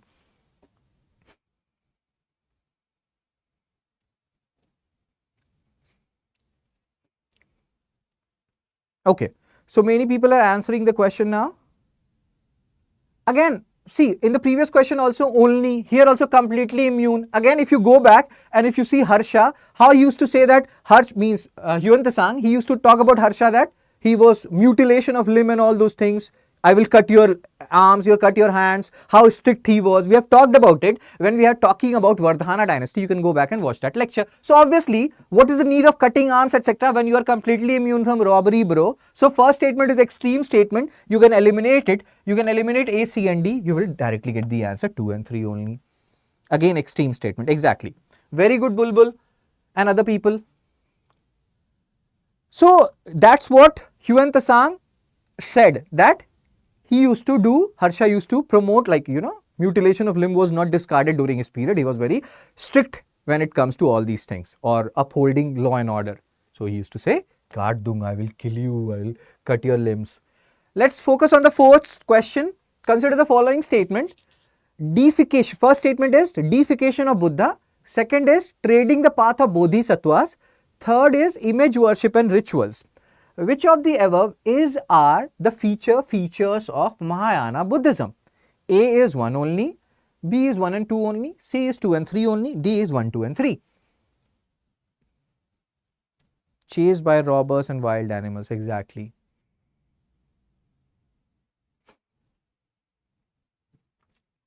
Deification of Buddha, I think Sundaram has given the answer, Umesh has given the answer. 1. Deification of Buddha. 2. Trading the path of bodhisattvas. 3. Image worship and rituals. Which of the above are the features of Mahayana Buddhism? A 1 only, B 1 and 2 only, C 2 and 3 only, D 1, 2 and 3. I will teach you one more thing at the end. Once we are done with these 10 questions, many people ask me this question, which I will tell you at the end.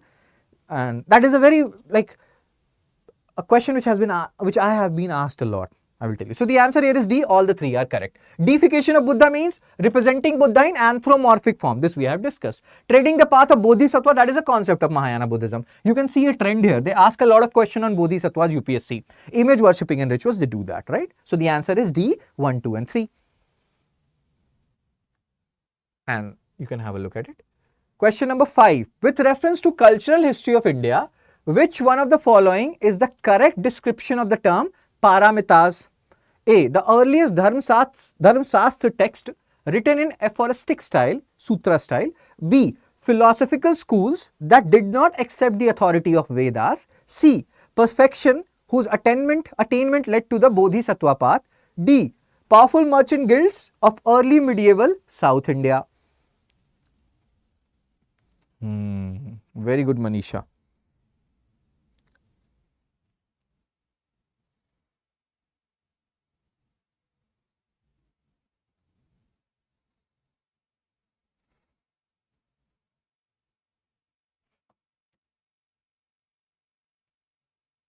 So, Anvesha, the answer which you have given, that is the answer of question number 5 or the previous questions?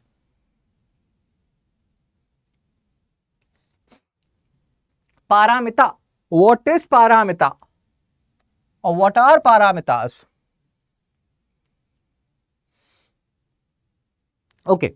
So Anvesha, Bulbul, Sundaram, all of you have answered this question. Paramitas, they are perfection. See, if you want to become Bodhisattva, you know Bodhisattva is one of the favorite topics of UPSC based on the PYQs. If you see last 30, 40 years PYQs, and that is my work, you don't have to see anything, I will see it for you. So you will realize that Bodhisattva UPSC asks a lot of questions. So if you want to become a Bodhisattva, you need to have some attributes. Then only you can become a Bodhisattva. They are known as paramitas. They are known as perfections. So again, it varies. Mahayana school, although the concept of Bodhisattva is of Mahayana school, but paramitas, both Mahayana and Hinayana school talks about it. Mahayana school, they talks about 6 perfection, you need to have compassion, morality, wisdom, etc. On the other hand, Hinayana school, they talk about 10 such paramitas or perfections. So there is a difference. Although there is no concept of Bodhisattva in Hinayana school, both of them talk about paramitas, perfection. You can also associate it with Amir Khan, Mr. Perfectionist, and that's how you can remember paramitas. Perfection required to transform oneself to bodhisattvas. Very good. But here in the case of Hinayana, if you want to, even achieve the Arhat state, you need to have some attributes. There also they talk about paramitas, and they have 10 paramitas. If I'm not wrong, Mahayana has 6 paramitas or 6 perfection. C is the answer, which most of you are converging on. Very good, yeah. Let's move on to next question. So with reference to the cultural history of India, consider the following pairs. Parivrajaka, first statement, Parivrajaka, renunciant and wanderer. Second, Shramana, priest with a high status. Third, Upasaka, lay follower of Buddhism. Which of the pairs given above are correctly matched? A, 1 and 2 only. B, 1 and 3 only. C, 2 and 3 only. D, 1, 2 and 3.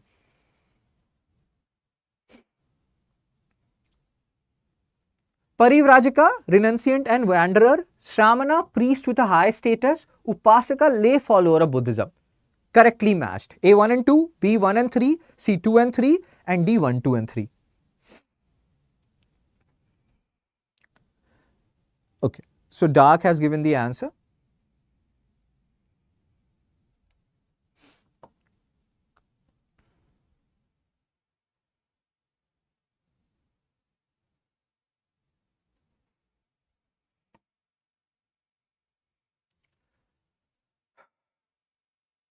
Cool. So Parivrajaka, they are wanderers. First is correct. If first is correct, just eliminate C option.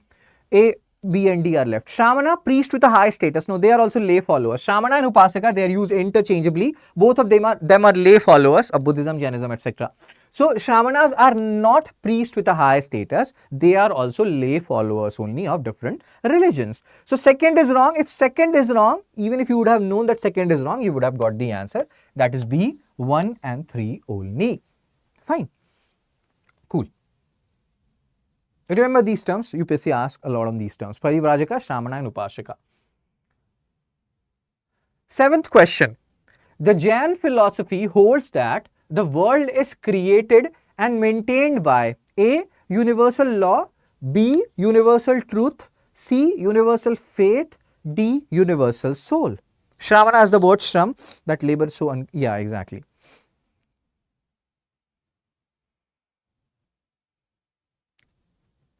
So the Jain philosophy holds that the world is created and maintained by A, universal law, B, universal truth, C, universal faith, D, universal soul.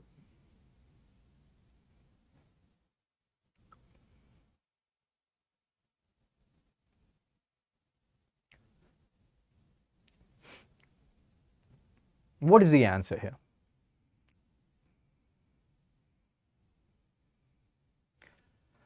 So the answer is universal law. See, when we are talking about Jainism, we have discussed this, that initially they were atheists. Jaina philosophy was atheist. They were not talking about God. Later, when they were asked about God explicitly, they placed it below Jaina. Because just like Samkhya school, when we have talked about Samkhya school, and if you can go to Orthodox Philosophy Lecture 8, we have talked about that initially they believed in the concept of Prakriti, nature, and how nature creates and destroys stuff. Similar is the philosophy of Jaina, that it's a universal law. Creation and destruction is universal law. God has nothing to do with it. Similar to Samkhya school, where they have talked about Prakriti concept. Later on, Purusha was added. So Prakriti, it's in nature. They will create stuff. They will destroy stuff. They have created us right now. They will destroy us someday and create something else, So creation and destruction is the universal law based on Jaina philosophy, based on Samkhya philosophy. You can go back and revise it. These are interesting things. Generally what happens, people don't revise these things and they do it wrong. Dark, I think, is good. He has done it correct. Manisha, Sundaram. Cool. So universal law is the answer. This is a tricky question and it's similar to Samkhya school, which we have discussed earlier. So you can go back and revise Samkhya school lecture 8 as well. Let's come to question number 8. With reference to ancient India, consider the following statements. First statement is the concept of stupa is Buddhist in origin. Second statement is stupa was generally a repository of relics.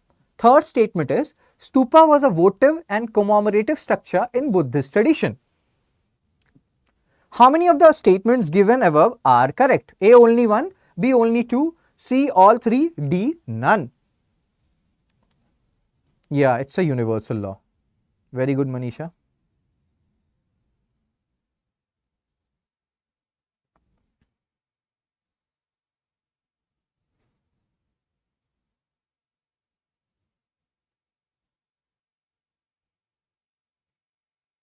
Umesh has given the answer. Okay.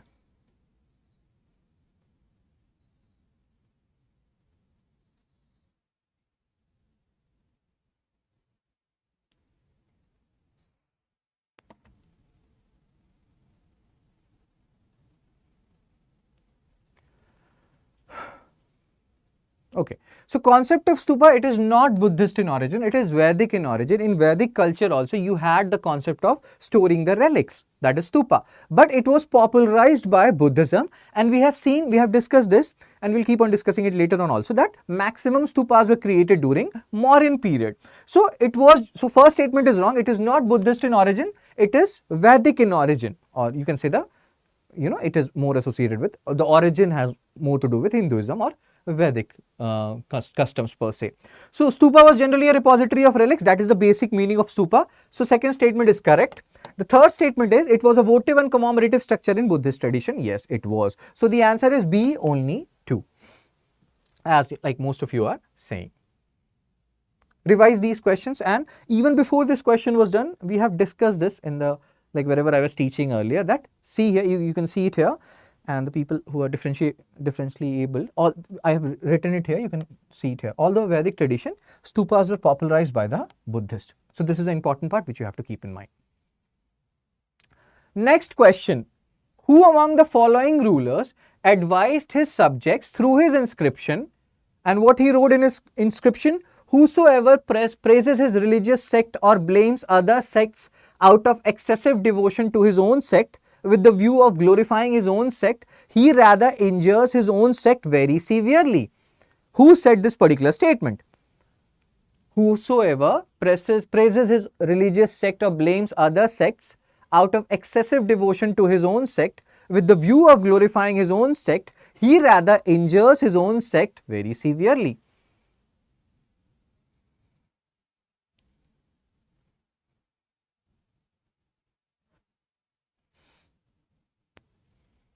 So the answer is, as you people are saying, Ashoka. Ashoka said this, that don't like over glorify your own sect, and don't injure other sects. You have to pay equal respect, or pay at least some amount of respect to other sects as well, and don't blame other sects too much. So which particular inscription talks about this? Major Rock Edict 12 talks about this.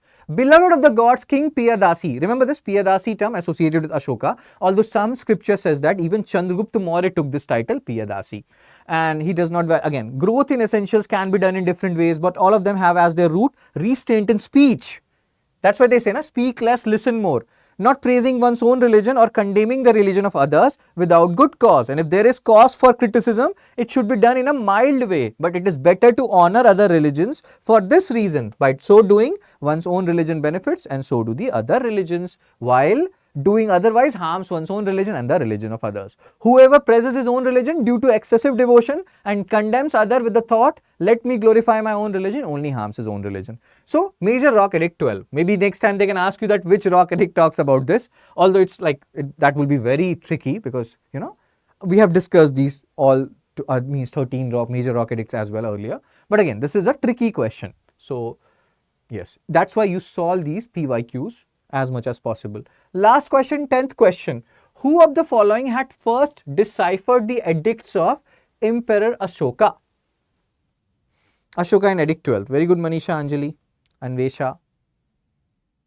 Who among the following had first deciphered the edicts of Emperor Ashoka? Who deciphered the edicts? Simple question, right?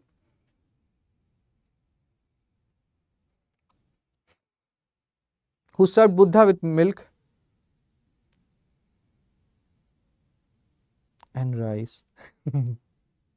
What was her name? Janani, you know, that place.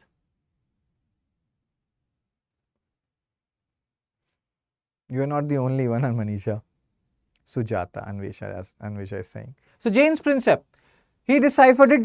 It's a very easy question, right?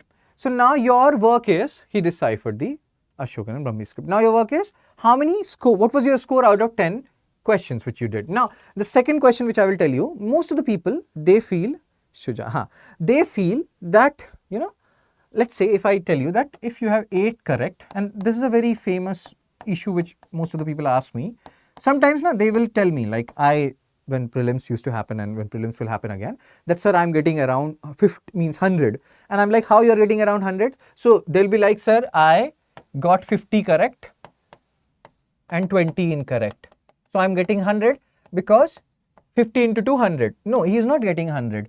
Many people, you won't believe, and some of them clear prelims as well, they don't know how to calculate their marks. So let's say I gave you 10 PYQs right now, and this is actually a reality. Many of you who are watching me right now, you may feel like you also don't know how. Many of you, like most of you may know it, some of you may not, and it's not a thing like to worry about.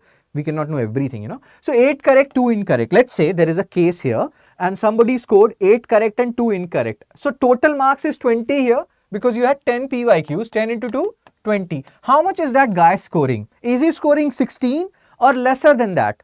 What will you say? I give you 10 seconds. Tell me the marks. Somebody here, like even Bulbul, I'm getting 100 BC because of delusion. Yes.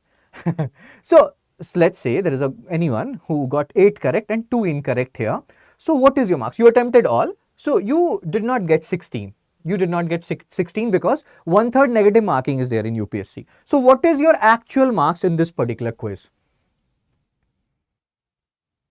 10 more seconds. Marks.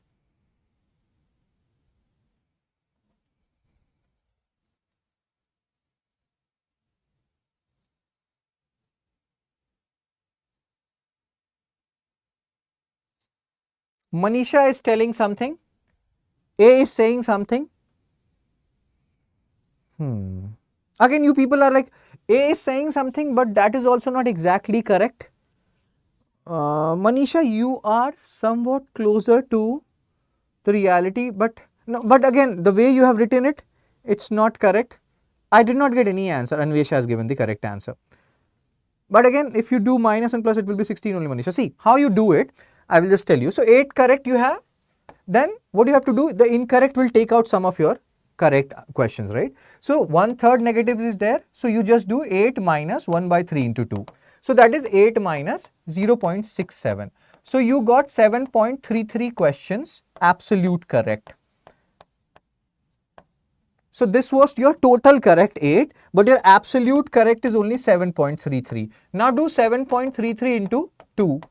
That is 14.67, and only Anvesha gave the right answer. So I was not wrong. Many of you don't know how to calculate your marks. So let's take a scenario. You are giving UPSC 2025 and you attempted 70 questions. You have done 50 correct and 20 incorrect. What is your marks, bro? This time I will give you 30 seconds. First of all, this thing you need to know. Otherwise, you will always calculate wrong marks. So you have 50 correct and 30 or 20 incorrect. What is your marks out of 200? Sundaram also gave the answer. Anvesha and Sundaram. People do know it. This is actually needed. You need to know it.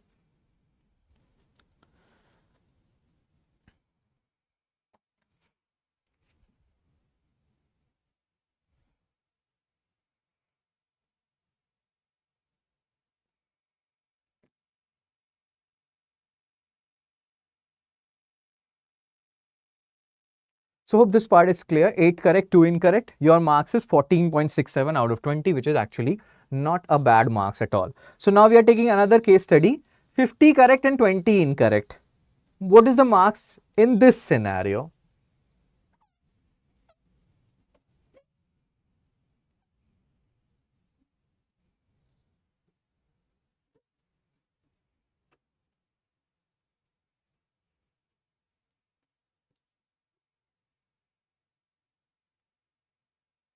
Okay, so I got, Anvesha is very fast. Like, you have done your graduation in which subject, Anvesha? But I'm not sure your marks is correct or not. Manisha. Okay, so 50 correct and 20 incorrect. So 50 is your total correct. Okay, 50 is total correct. It's not absolute correct. So 50 is total correct. So you have to find out your absolute correct. How will you find it out? So 50 minus 1 by 3, because you have 1/3 negative, into 20. So that will give you 50 minus 6.67 is your like questions which are wrong. So you have to subtract them, and what you are getting now. So you are getting 43.33 questions absolute correct. Absolute correct. So that means what is your marks? 43.33 into 2, that is 86.67. Who gave that answer? Anvesha is a genius. Then Sundaram, MBBS. Hats off, bro. Means girl. So she calculated it, and again, as I can see, most of you people are not able to calculate that. Please do it. Let me give you one more and then we'll wrap it for the day. So let's say, this time let's take it for CSAT. In CSAT, you don't have 2 marks, you have 2.5 marks, and you have 80 questions there. And that's why they have 2.5 marks, because 80 into 2.5 will give you 200 marks. So let's say you are giving CSAT, you have to also clear CSAT, and people have a phobia of like these days of CSAT. Don't worry too much about CSAT. Later on I will also give you tips for CSAT, because you people must have seen my mark sheet in the orientation lecture. My marks in CSAT is also like okay, more than 130 something. People are like, sir, in that time 2018, 19, 20, it was easy to score that much. The CSAT is much tough now. I agree, but even then I tell you, I can easily score more than 120 in current day's paper also. Even more than that if I pay more attention. So yes, sir. So CSAT, let's take an example here. I don't want to sound pompous anymore. So let's say if you get 50 correct, now nobody attempts 50 anymore. Let's say you get 40 correct in CSAT and 20 wrong. What is your score in CSAT? Pay attention, this is not about GS anymore. We are talking about CSAT now. So what is your score in CSAT if you are getting 40 correct and 20 wrong? Understand this calculation issue, or how to calculate your marks, so that you don't do any mistake there. We should know these things. So 40 correct, 20 wrong, your marks.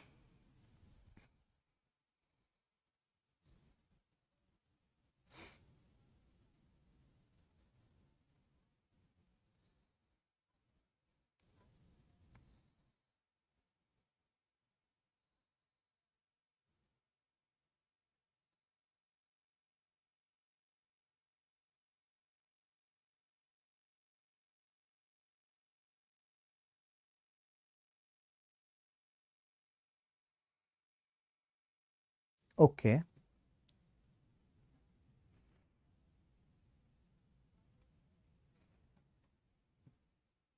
Okay. So Anvesha is again the first who answered this question. So 40 correct minus 20 wrong. So again, you have to first of all find out your absolute correct. This is your total correct. So 40 minus 1 by 3 into 20, that is around 7. So you are getting like 33.33 questions absolute correct, AC. 33.33. Now you have to do the tricky part, that is 33.33 into 2.5, because this is not only 2. So 66.67, and then you have to add some more marks, which is hovering around 83.33, or just like Anvesha or someone said. Just do the calculation. This is the tricky part here. I'm not going to do this particular calculation. Let me break it further. So if I do 33.33 into 2, that is 66.67, right? 66.67 plus I have to do again 16 point, so much this. Yes, it will be around 83.33 only. So 83.33 as Anvesha and Sundaram were saying. So again, this is how you calculate your marks in GS and CSAT. I have seen this issue. I have heard this issue, like many people having this issue. So you can watch this particular part again. Maybe some of you may not have got this, how you are calculating. We forget the marking scheme. Okay, cool, Anvesha. So yes, so understand this. I will meet you tomorrow and we'll complete the temple architecture part 2, that is Dravida, Vishra, and then we'll go to Buddhist and Jaina architecture. Once we are done with that, we'll move on to early medieval India. I don't think next lecture, next to next lecture, where we'll talk about origin, feudalism, origin and rise of Rajput, early medieval India, Pala Pratihara, Rashtrakutas, tripartite struggle, and from there we'll carry on with our lectures. When can we see our prelims 2024 marks, sir? When this whole process gets over, the interview happens, the result is declared, and after that you can see your prelims 2024 marks. Anybody having any more queries? Generally, let's take some queries also, If you have any more queries, I will do this every day now. We will talk about the session, we will do some questions, 10 or more. 10 will be the least number of questions which I'll be giving you. Today I gave you PYQ only, but from tomorrow I will include some practice questions also based on current pattern. Maybe 15, I don't know. It totally depends on how many I find fit. And then at the end, once this is done, I will take your doubts also. So any other doubt you have, you want to talk about? Nothing? Okay. So anything related to exam per se, because that is the purpose of these sessions, live sessions. Otherwise, I will record the video and I will put it there. The purpose of live session is if you have any doubt, you can ask me, you can, any queries, because I'm not on Telegram per se. So this is the best place or platform to ask any doubts. So please make answer writing session. We'll do that. Right now the focus is, I always tell people, they ask me when to start wholehearted prelims preparation. This is the time now. So the time has come, January end. Now you have to fully focus on prelims. And yes, so again, February you will prepare wholeheartedly for prelims. From 20th March to 20th May, you will give 60 FLTs full length test GS. That you have to do every day. You can start it from now onwards also, but from 20th March to 20th May, that should be your habit every day, 9:30 to 11:30, you are solving your full length test so that you get acclimatized to the actual environment which you will be witnessing on 25th May, right? And in between 2:30 to 4:30, you have to keep on giving your CSAT also. And CSAT is a major issue right now these days, and you cannot leave CSAT behind. So pay attention to that also. Can I take forward my optional till February? Try to see, I tell everyone, and I'm very serious about it. It doesn't matter, whether you watch my video or not, or any video per se. I just tell everyone that if you're giving 2025 prelims, your optional should be complete by, January end, or let's say mid-February. Uparikas were the people, Sundaram, who were ruling over the provinces. Uparikas, Bhuktis, and they were ruling over the Bhuktis, which were the provinces. And then Vishyas were the people, or Vishyas were the districts which were ruled by Vishyapatis. So let's focus on what we were discussing, that please complete your optional if you have not done it in 15 days or whatever. If you have not completed your optional and you're thinking about giving your pre, and let's say you have given 2-3 pre's and you have only 2-3 pre's left, so I will sincerely advise you to skip 2025, focus on 2026, because you have to complete your optional before then. Many of the students, they don't hear me and they're like, Nini, after means prelims, there will be some crash course of optional and everything, and we will do it. This topper said that he did it in 1 month. Those are exceptions. And when you become a topper, you will also say anything and everything, with due respect to all the toppers. So please follow, generally when 30 people are reading Hindu, 5 are just reading a magazine. So you want to become different from others and you will start only reading magazine. But you don't have to do something different here. Just follow what most of the toppers and everyone are following. Don't try to become an exception, because we want to become exception. We want to become different. We feel like we are the, we are the best. The world revolves around us. So we can do anything we want to do, and we want to prove ourselves different. Don't do that. Just stick to basics and you will clear it. So CSAT is a monster for me. Please do guide on CSAT. So for CSAT, again, just first of all, look at the previous year, last 5 year PYQs and see which is your weak and strong areas. Accordingly, start giving CSAT paper 230 to 430 and decide a strategy now that you have to give, solve the strong areas first or weak areas later. Our Honorable Modi sir also talks about something that you should do the weak areas first, and he has written a book. If you know it, you can post it in the comment section, that complete the weak areas first and do strong areas later. You can have a different opinion on that. You can complete your strong areas first and then do later, means weak areas later. That is a time period when you are generally drowsy, when you will be giving your CSAT in your actual paper also 230 to 430. Worst time to give any paper, so don't eat too much. Try to simulate that actual environment and make a strategy. And then once you have done that, you have realized your strong and weak areas. We'll meet here again, Manisha. You can tell me what are your weak and strong areas, and then we can talk about it. Other people can also share their CSAT strategy along with their marks, what marks they have got earlier. You know, in Gupta reign. Yeah, in Gupta reign also, Uparikas, and even in the Harsha reign also, these Uparikas, Vishyas and Vishyapatis, they were there. So everyone, I think you people don't have any more doubts. So I will see you tomorrow. And yes, keep a tab on the doubts. From today onwards, we will be taking these doubts. And tomorrow also, every day, we'll have the same procedure. We'll do the lecture, we'll solve PYQs, practice questions, the more the merrier, and then we will take your doubts. Sir, essay writing, especially philosophical essay structure, please make videos, sir. We will do that. And I think you can search some of these videos. I think you can get it on StudyIQ. They must have videos on this. I'm very sure about it. And yes, the pestle analysis of political, economic, social, technological, anthropological, legal dimensions, that always work. And past, present, future, even for philosophical essays, you can structure your essays accordingly. You know, the past, present, future or the pestle analysis one, whatever suits you. Past, present, future, pestle analysis. Read some toppers copy related to these philosophical essays, how they are writing their answer. That will give you, more clarity regarding this. Keep good health, sir. Thank you. Thank you, Anvesha. You are a doctor. I knew that today, and you are so good in solving maths question. That is also a good thing. So yes, I think no more doubts. So I'm ending the session now. Take care, everyone. Be blessed. See you people tomorrow. Bye-bye.